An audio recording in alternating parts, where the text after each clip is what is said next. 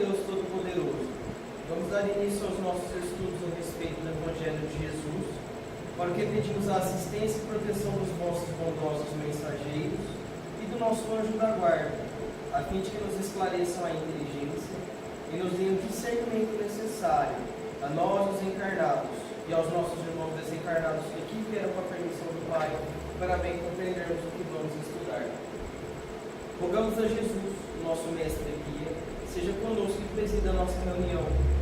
Em nome da irmã veneranda protetora desta casa, damos por abertamente o estudo da presente noite.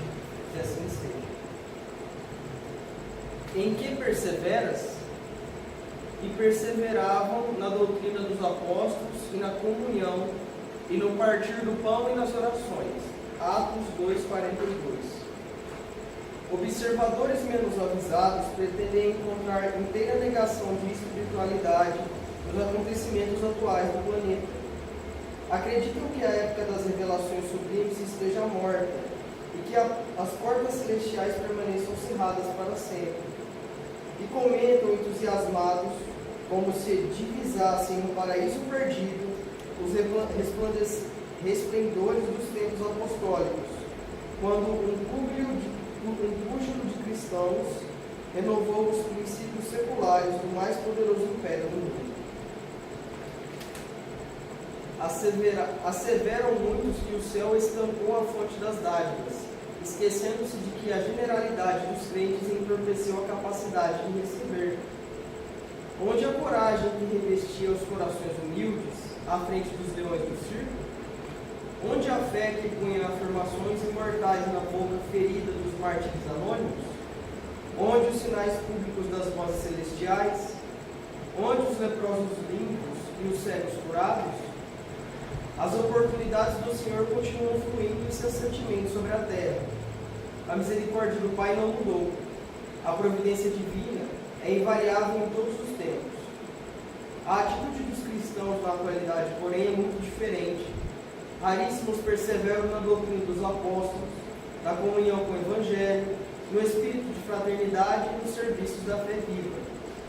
A maioria prefere os chamados pontos de vista, comunga com o personalismo destruidor, fortalece a raiz do egoísmo e raciocina sem iluminação espiritual.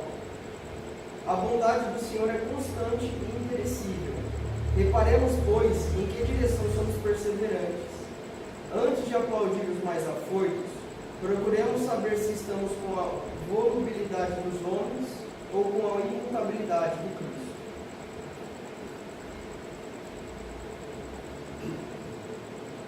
Pai nosso que estais no céu, santificado seja o vosso nome, que venha a nós o vosso reino, que seja feita a vossa vontade, assim na terra como no céu. O pão nosso de cada dia nos dai hoje. Perdoai as nossas ofensas, assim como nós perdoamos aos que nos têm ofendido. Não nos deixeis que entremos em tentações, e livrai-nos de todo o mal, porque Senhor é o Rei, o poder e a glória para sempre. Amém. Espíritos esclarecidos e benevolentes, bondosos mensageiros de Deus, que tendes por missão assistir aos homens e conduzi-los pelo bom caminho, sustentai-nos nas provas desta vida. Dai-me força para suportá-las sem murmurar. Afastai de mim os maus pensamentos e fazei que eu não tenha entrada nenhum espírito que tentasse medir e conduzir no caminho do mal.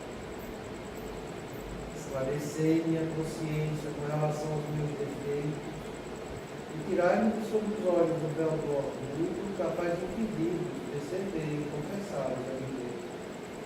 A ti, sobretudo, bondoso anjo da guarda, que mais particularmente velais por mim, e a todos vós, espíritos protetores de por mim vos interessais, fazei que me torne digno da vossa proteção.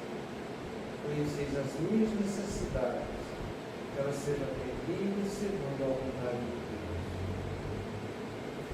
que a paz que irradia do coração de Jesus e que abrange toda a terra possa ser assimilada por todos os corações aqui presentes, tanto encarnados quanto os desencarnados, para que no nosso dessa paz possamos compreender as leis que regem o espiritual e ter a sabedoria de praticá-las em nossa vida.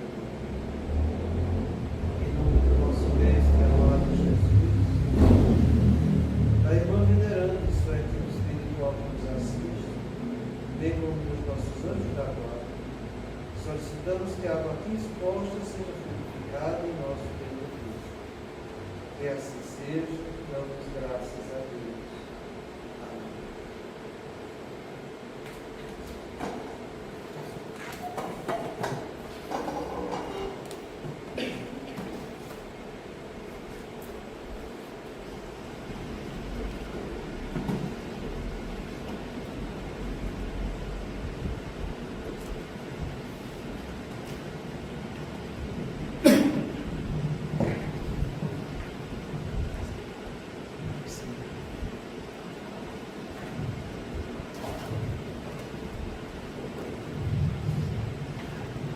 Boa noite. Boa noite. Muita paz a todos. Creio que a semana passada a gente terminou esse primeiro parágrafo. Chega-se ao ponto de terem centros e criam hospitais energéticos que as pessoas não precisam nem tomar mais os remédios da babagem. Será que esses hospitais curam alguém? Aconteceu aqui em Cuiabá. Viu necessidade de ser internado nesse hospital. E depois que teve alta por ele no suicídio, havia parado toda a medicação convencional e vinha realizar. Isso é algo extremamente grave. E não precisa ser um exemplo tão drástico disso. A gente tem exemplos que também terminam com situações desagradáveis e que acontecem hoje. Muitas pessoas vêm fazer seu tratamento espírita achando que ele é o suficiente para o problema que tem. E não é que eu esteja inventando isso, é porque eu faço atendimento fraterno aqui e são muitos que chegam desse jeito. E você convida a pessoa a procurar um psiquiatra, um médico para tomar medicação, e eles fazem que não. Não, eu quero tratar só do ponto de vista espírita. Quer dizer, eles tiram a conclusão deles, impõem a conclusão dele para nós, que estudamos a doutrina, e ainda querem impor isso para o mundo espiritual também.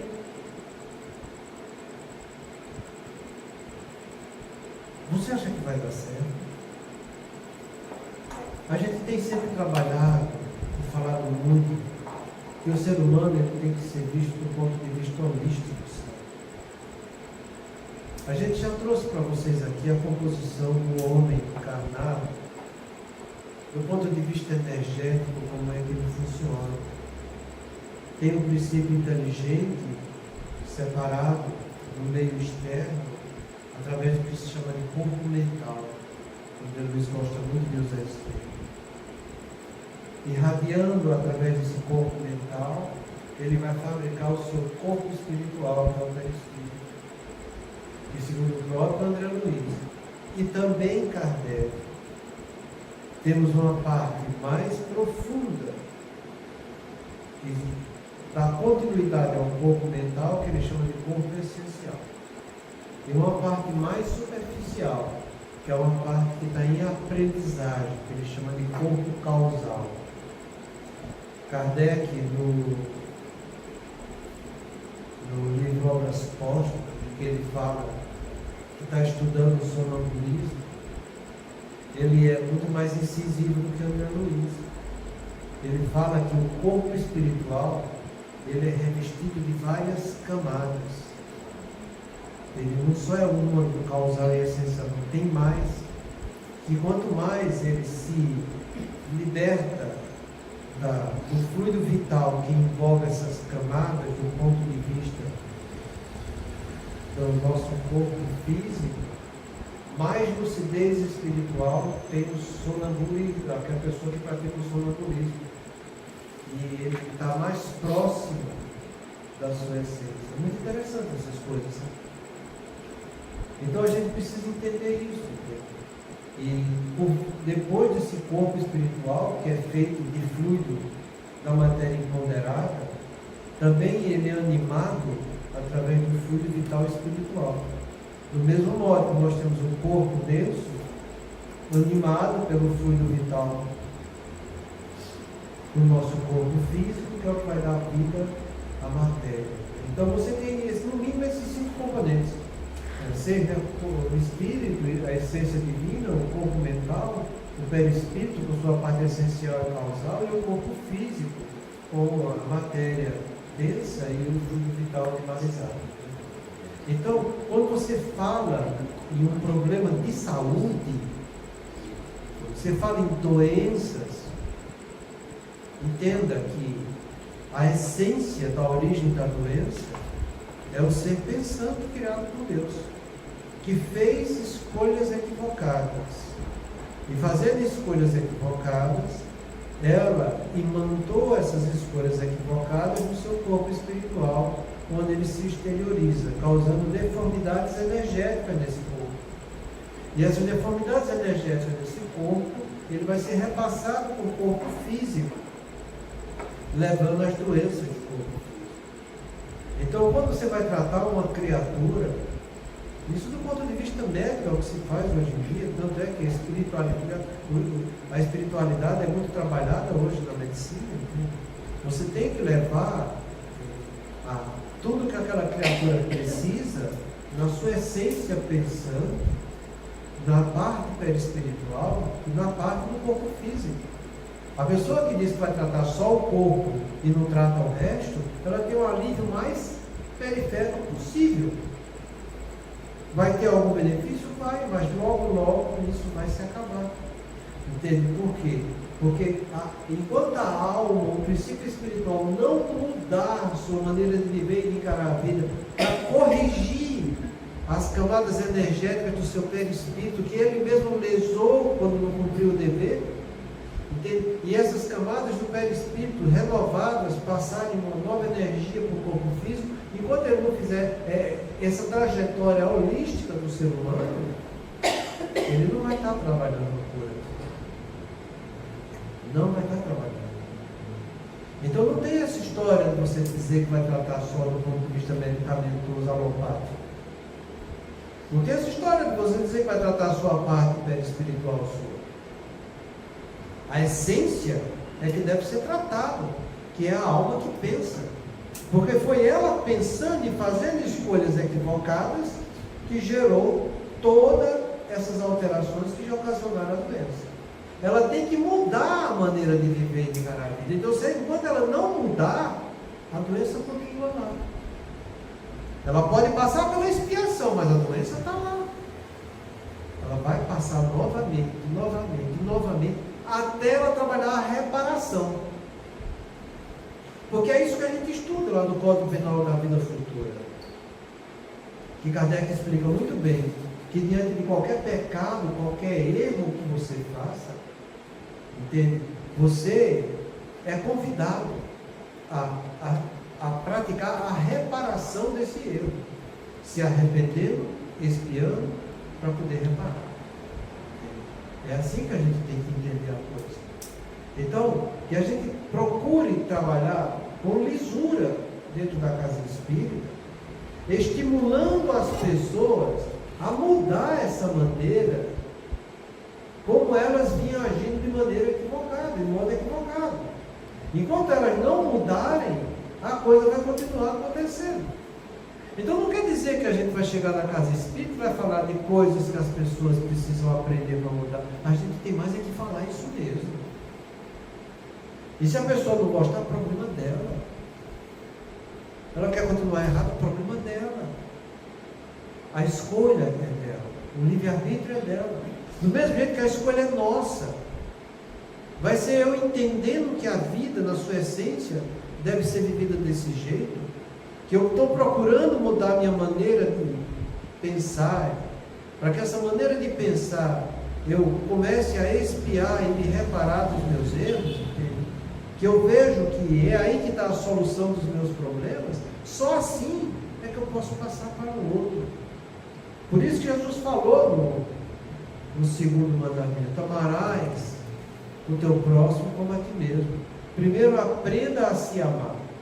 Trabalhe em você se esse é o lixo que você é, porque você é espírita, você já leu isso tudo, você sabe disso tudo. Então traga isso para a sua vida pessoal.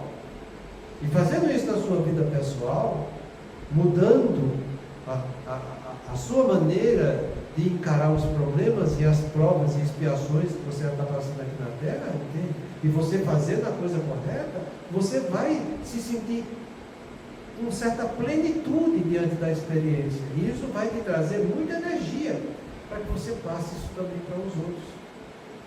Então, que ninguém fique tratando o ser humano pela parte que acha que lhe compete.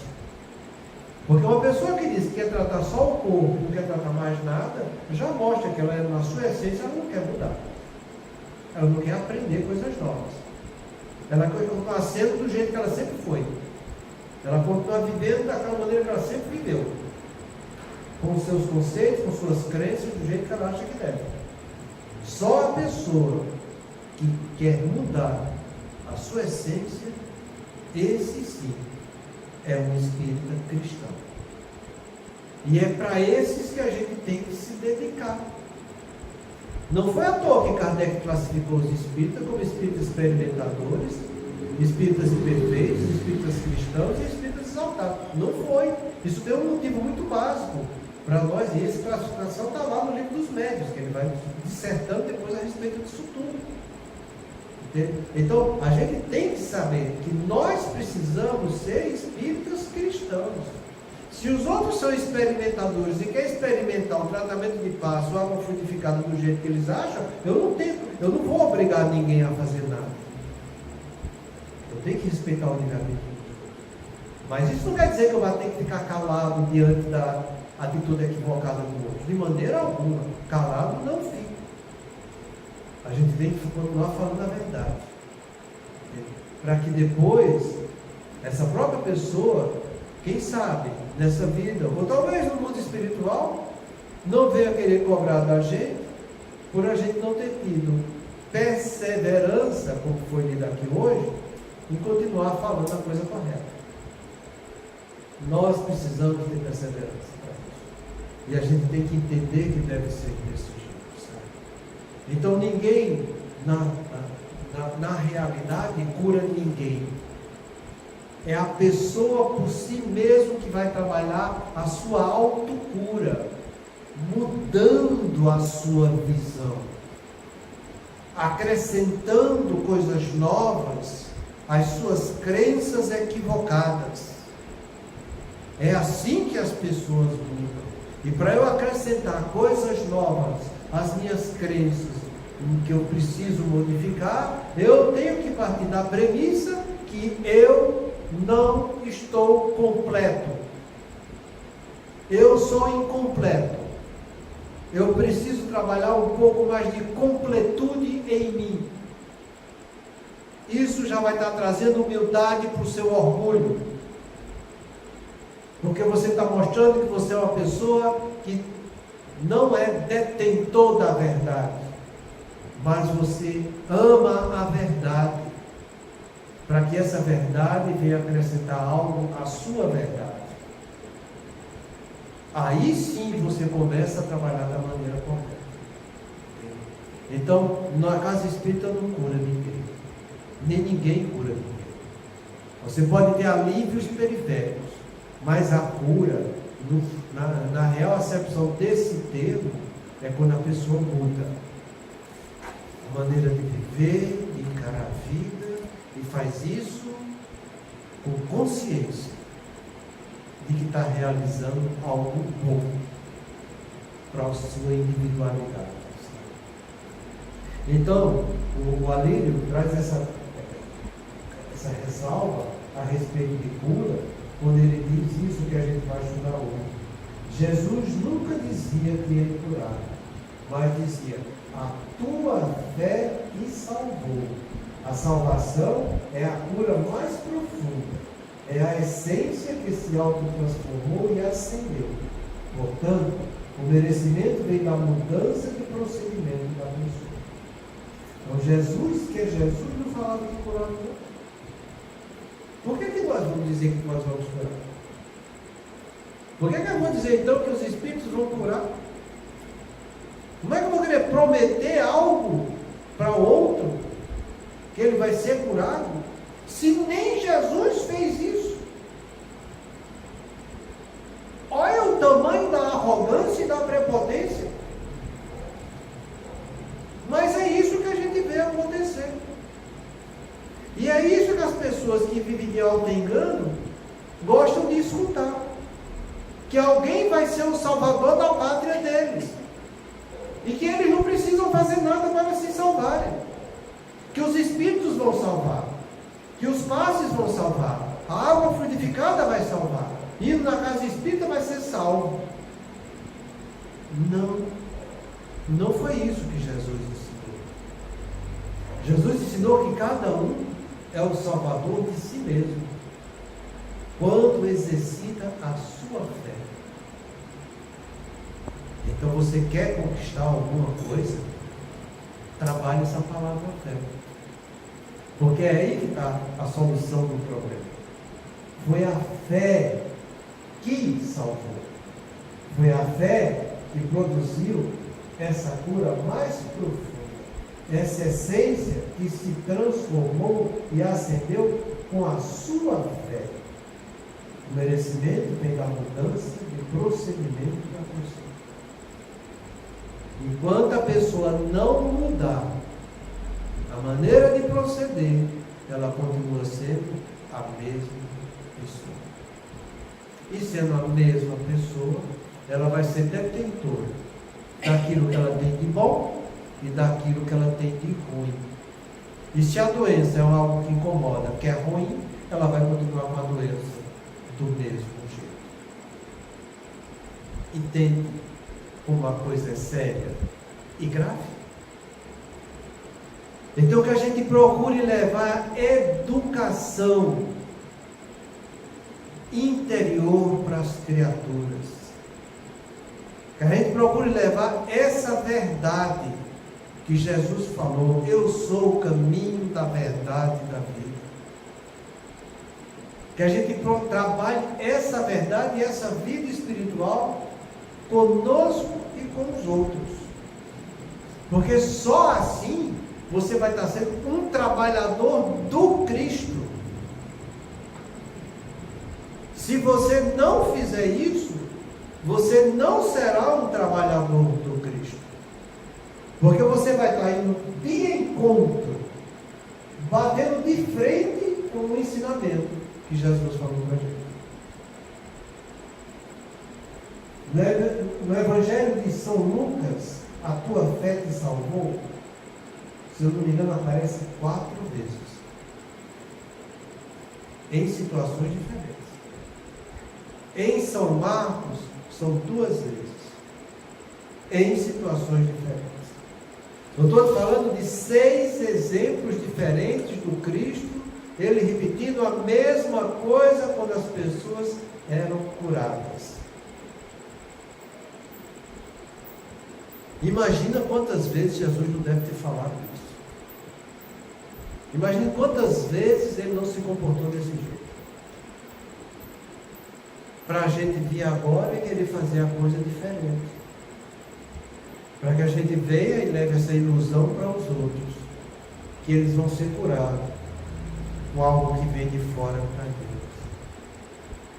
Isso não vai trazer nenhum benefício para essas criaturas. É como ele diz aqui: a salvação é a cura mais profunda. É a essência que se autotransformou e ascendeu. Portanto, é o merecimento que vem da mudança do procedimento da pessoa. Eu trouxe a definição de fé e de salvação para que a gente entenda. Entenda por que o Arthur fala isso. Fé, não é isso aqui de tudo? Vamos lá. Sentimento de convicção íntima do bom proceder que eu sei que devo fazer. É o sentimento do Espírito que sabe profundamente qual o dever que necessita executar. Dever que precisa executar. O dever que ele precisa realizar. É como ele diz, você sente essa convicção. É algo que não tem outro questionamento para você fazer. É isso e é isso. E você não vai vacilar nem titubear. Você sente isso dentro de você, essa convicção. E você sabe que é um bom proceder e que você deve fazer. É a prática do dever, com consciência do que você está realizando. E aí tem essa palavra dever, que ela é de suma importância para nós espíritas. Eu sempre falo para vocês, que se tem um trecho belíssimo e muito profundo, e que cada vez que eu leio, eu vejo que eu não tinha entendido, é o dever que consta no nosso Evangelho segundo o Espiritismo. Leia isso, mas procure estudar isso. Procure entender o que está escrito. Porque muitas vezes as pessoas confundem dever com obrigação. E são coisas totalmente diferentes, sabe? Obrigação são coisas que vêm de fora para dentro para que eu respeite a lei. Dever são convicções íntimas que eu preciso respeitar e conscientemente colocar em prática. O dever diz respeito a uma situação interna da criatura. A obrigação diz respeito a uma situação externa dessa pessoa. É como a gente estudou aqui há poucos dias atrás, semanas atrás, na segunda-feira. Quando a gente falou de obediência e de submissão. Obediência é uma obrigação externa de algo que vai me impor a realizar. Caso contrário, eu vou ter que responder porque eu feri essa lei. É como a gente falou para vocês a respeito da pessoa que dirige na estrada.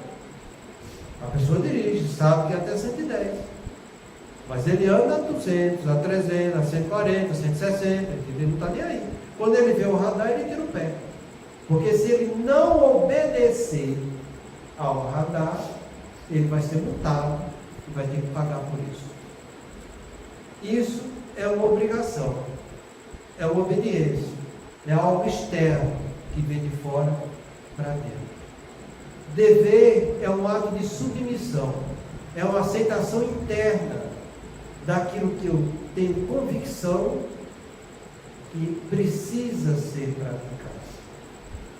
Então a pessoa que tem um pouco de submissão à lei, ele pratica deveres. Ele sabe que é 110, ele vai usar 110. Pode ultrapassar 110? Pode. Situações eventuais acontecem. Mas ele não vai dirigir por base a 130, 140, 150, 160. Entende a diferença do que é uma obrigação e do que é um dever? Porque se você pegar dicionário, você vai ver que uma coisa é praticamente sinônimo de outra. E não é desse jeito. Não é. Então, quando a gente fala de fé, a gente fala de algo íntimo, uma convicção íntima da criatura. A consciência dela, com ela mesma, já se aprofundou no assunto e ela já tirou todas as dúvidas possíveis daquilo que ela está sentindo, que deve colocar em prática. Ela não faz porque eu quero ter esse benefício. Eu quero conquistar uma coisa, então eu vou ter que fazer desse jeito. Não, está errado. Isso é atitude utilitarista. Isso não é uma atitude consciente. Isso é uma atitude de mercantilismo. Por isso você vê que o Kant fala, o dever é algo que você faz o dever pelo dever. E não porque você quer ter alguma coisa. É como Kardec fala, você faz o que é certo porque é certo fazer o que é certo. Está lá nos caracteres do homem de bem. Que pratica o dever e faz o que é certo. Simplesmente porque é certo fazer o que é certo. Então, se eu sei que eu estou passando uma necessidade, com uma doença, e que eu preciso corrigir meu espírito, a importância daquele que quer evoluir é corrigir o espírito. E não fazer porque ele quer a satisfação do corpo. Veja como é diferente uma coisa para outra. Totalmente diferente. Uma foca numa obrigação interna, moral, que ele sabe que precisa progredir e ascender espiritualmente. A outra foca num benefício que ele quer ter daquilo que está incomodando ele. Eu sempre falei para vocês, durante todo o tempo que eu estudei dentro da casa espírita que eu frequentei, eu nunca vi uma pessoa chegar para mim e dizer: olha, eu estou querendo estudar a doutrina espírita porque eu quero melhorar minhas qualidades morais. Eu nunca vi uma pessoa chegar para mim e falar isso. Nunca vi. Mas sempre vi todo mundo chegar porque quer ter um benefício. É uma atitude utilitarista. E aí que está a grande confusão. Porque ou você se mantém firme nos princípios que você tem consciência que deve seguir, ou então você vai ser uma Maria vai com as outras. Você vai ser levado de roldão pelas essas propostas que as pessoas vão te fazer. E aí que vai estar a grande complicação nossa. Porque a gente vai estar usando do que é santo, do que é belo, entende? Para alimentar as pessoas em suas ilusões. Isso por quê? Porque no fundo você também vive de ilusão. Você não vive de convicção. Você não vive de estudo. Você não vive para melhorar a sua evolução espiritual. Você vive só para ter benefícios materiais aqui na Terra. E a gente está passando aqui na encarnação nossa justamente o oposto. Eu tenho um choque biológico do corpo padecendo de suas dificuldades, para que minha alma acorde e veja que ela precisa melhorar alguma coisa. Mas não, as pessoas fazem o inverso do troço. E muitos ficam bem incomodados, sabe? Se você fala que é diferente. E ainda ficam rotulando a gente de umas palavras que eu acho muito bonitas, tá entendendo? Porque isso é motivo de estímulo para mim, quando falam que eu sou radical. Porque são pessoas tão medíocres que não sabem nem a definição do que é radical. Porque radical são os espíritas exaltados, que Kardec definiu lá. No mesmo jeito tem experimentadores imperfeitos. Cristãos tem os exaltados são os radicais. Que fogem de toda racionalidade, de toda lógica e de toda coerência. A pessoa que é lógico, coerente, ele jamais é radical. Ele é preciso com a sua razão no caminho edificante que ele está trabalhando. Jamais é radical. Então, entenda, você vai ser convidado por isso, para que as pessoas que cheguem até você queiram te iludir nesse caminho de cura, que na verdade você sabe que não é desse jeito. Enquanto você não trabalhar o sentimento com essa convicção íntima do bom proceder que você sabe que deve fazer, enquanto você não fizer isso na sua vida, paciência, meu. Paciência. Você vai continuar sendo aquela mesma pessoa de que quando aqui chegou. Só com uma responsabilidade a mais. Porque Deus mais uma vez te deu uma oportunidade de crescimento e você, fechou seus ouvidos para Deus. Não quis enxergar o que Ele nos trouxe. Jesus muitas vezes, quando ia falar para a gente, falava: vede como ouvis. Aí então mandava um recado. para saber enxergar com os olhos da alma e escutar entendendo com a razão espiritual. Vede como ouvis. Então a gente precisa entender que é desse jeito, sabe? Porque só assim você vai ter convicção naquilo que você vai fazer. E você vai fazer e vai continuar fazendo. Porque se você faz um pouco e depois desiste, você não tinha convicção. Você estava focando aí no benefício que você não teve. Por isso você está desistindo. É por isso que eu falo sempre para as pessoas, quando dizem, eu vou tentar. Eu digo, não tenta. Você já perdeu.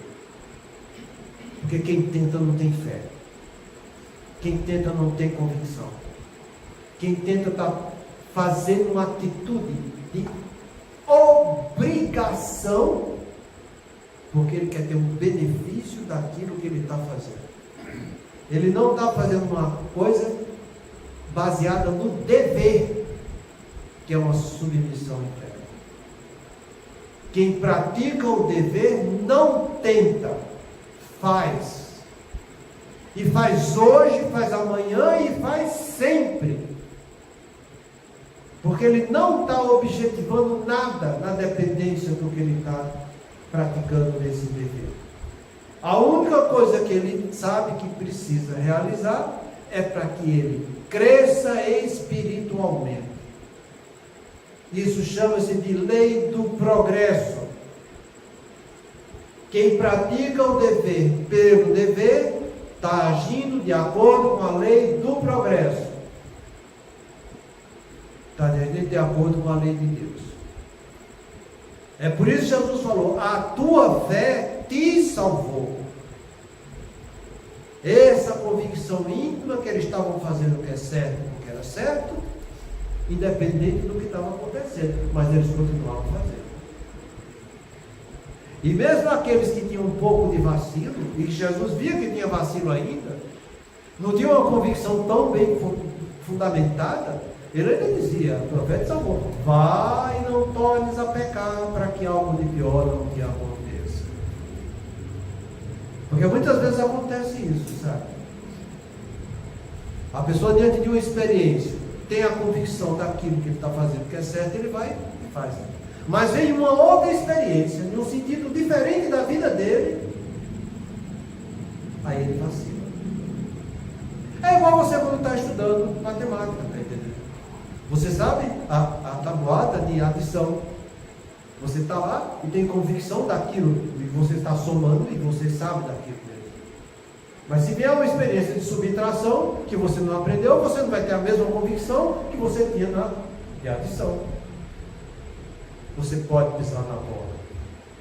Se você tinha conhecimento pleno, convicção plena da adição e da subtração, você pode cair, tá? De multiplicação.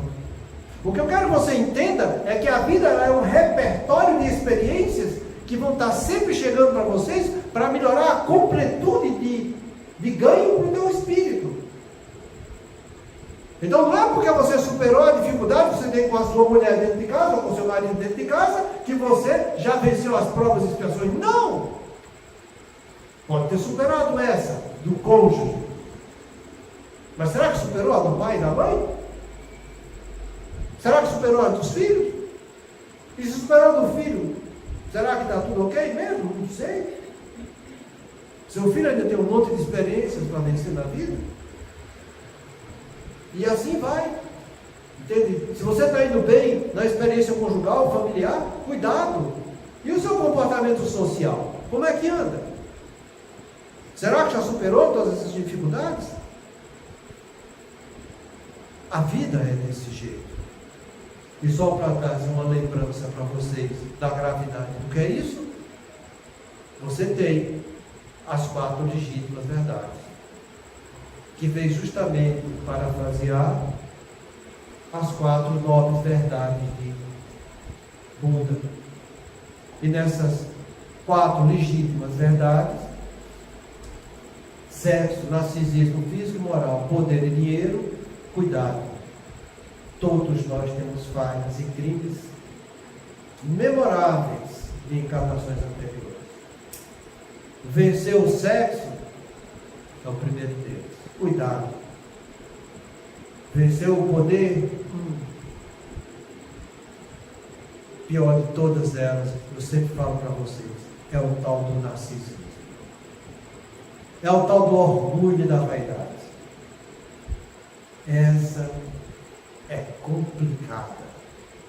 E é sempre uma janela aberta que a gente tem. Para que diante das experiências da vida, esses irmãos que nos acompanham e que muitas vezes querem ver a nossa derrocada, sabem muito bem nos influenciar. Então, que a gente tenha um pouco de bom senso e de prudência.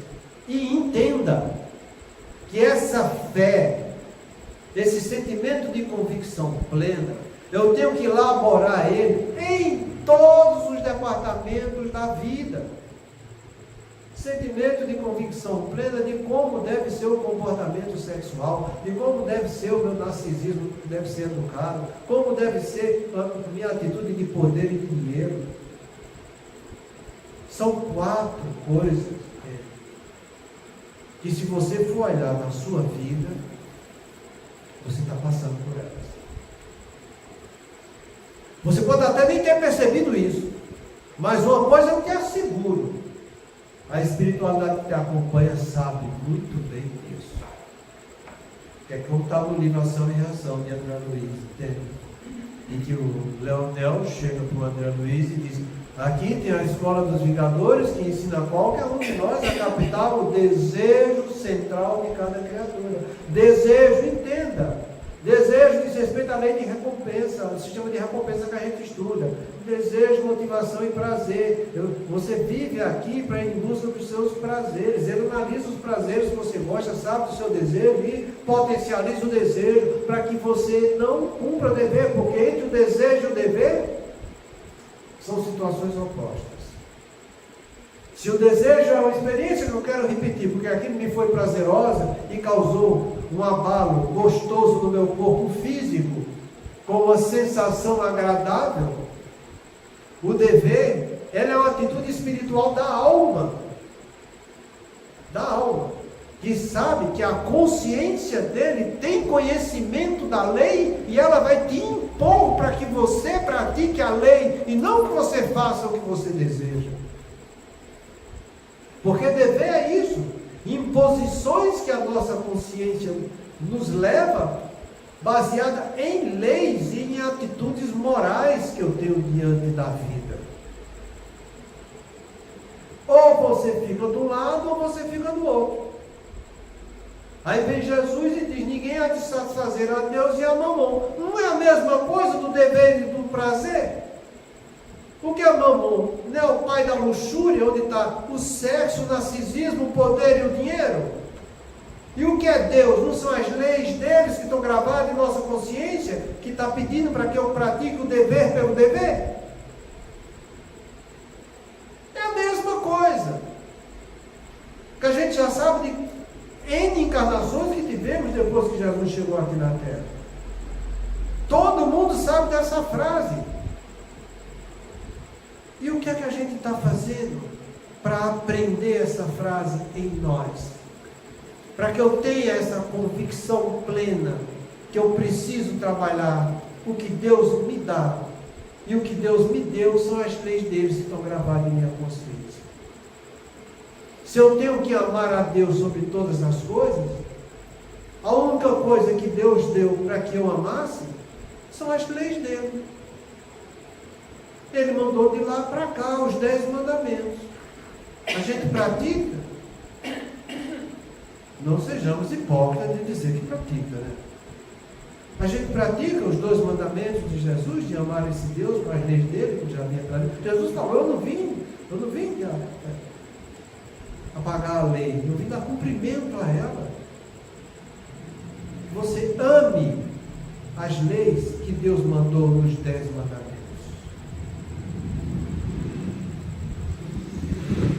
E aí, como é que fica a nossa situação? É essa fé que a gente precisa trabalhar em nós. É essa fé que precisa ser robustecida. É essa convicção íntima do que eu sei que eu devo fazer. A fé é um sentimento que te leva à ação.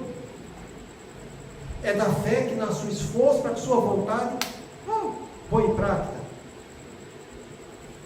É assim que a coisa funciona.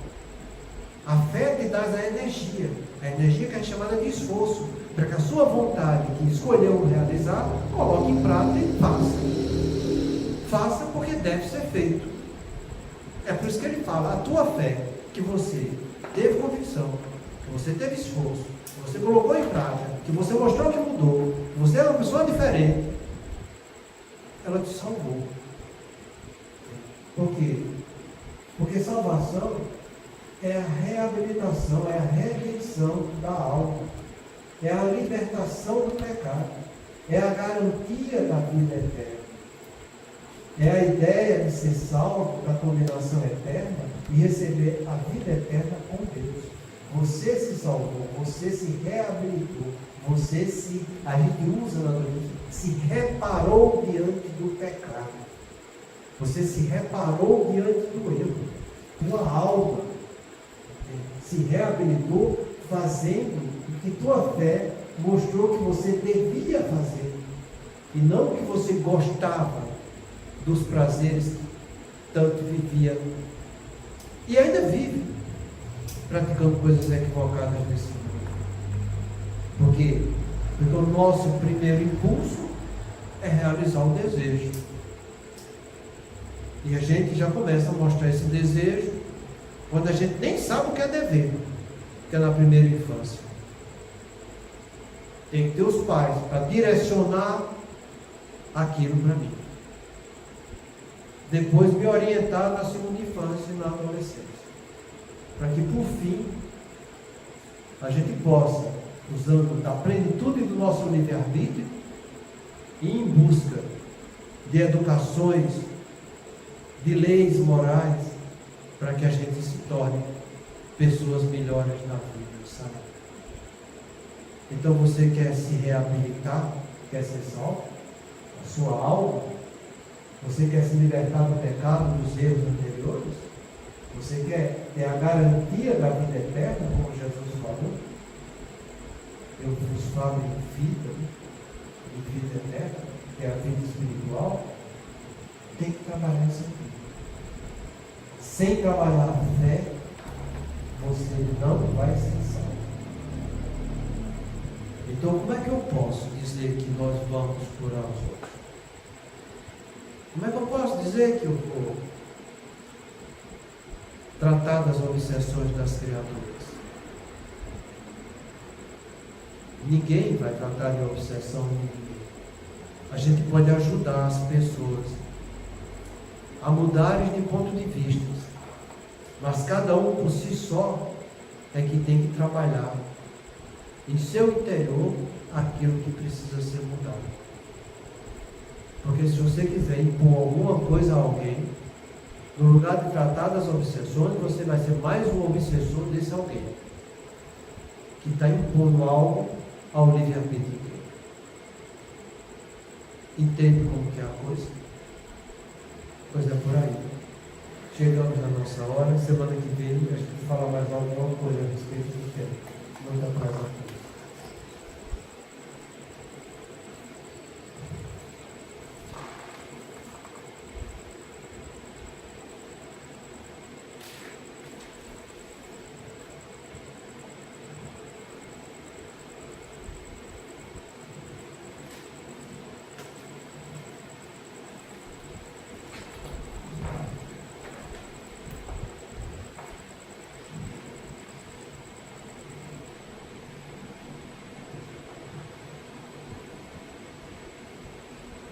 Deus nosso Pai, que tens poder e bondade, dai a força àquele que passa pela provação, dai luz àquele que procura a verdade, põe no coração do homem a compaixão e a caridade. Deus, dai ao viajor a estrela guia, ao aflito a consolação, ao doente o repouso. Dai ao culpado o arrependimento, ao espírito a verdade, à criança o dia, ao mal voltar. Senhor, Que a vossa bondade se estenda sobre tudo que criaste. Piedade, Senhor, para aquele que vos não conhece. Esperança para aquele que sofre. Que a vossa bondade permita aos Espíritos Consoladores derramarem por toda parte a paz, a esperança e a fé. Deus, um raio, numa faísca do vosso amor pode abraçar a terra. Deixai-nos beber nas fontes desta bondade fecunda e infinita, e todas as lágrimas secarão, todas as dores acalmar-se-ão, em um só coração. Um só pensamento subirá até vós como um grito de reconhecimento de amor. Como Moisés sobre a montanha, nós vos esperamos com os braços abertos. Ó poder, ó bondade, ó beleza, ó perfeição. E queremos de algum modo alcançar a vossa misericórdia. Deus, dá-nos a força de ajudar o progresso a fim de subirmos até vós. Dai-nos a caridade pura, dai-nos a fé e a razão. Dai-nos a simplicidade que fará de nossas almas o espelho onde se refletirá a vossa imagem. O tempo não para. Se agora encontras o teu ontem, não ouvides que a atuação de hoje será a luz ou a treva do teu amanhã. Que nós possamos, nesses verdadeiros momentos, com os nossos pensamentos elevados em oração, diante de todo o aprendizado da noite, rogarmos, suplicarmos a Deus, nosso Pai, ao nosso Senhor Jesus, ao nosso anjo da guarda, para que tenhamos a coragem da fé, que possamos trilhar o nosso caminho de evolução, despertos, que tenhamos a convicção do bom prosseguir em tudo aquilo que devemos realizar, transformar, principalmente a nossa auto-transformação, a nossa auto-educação.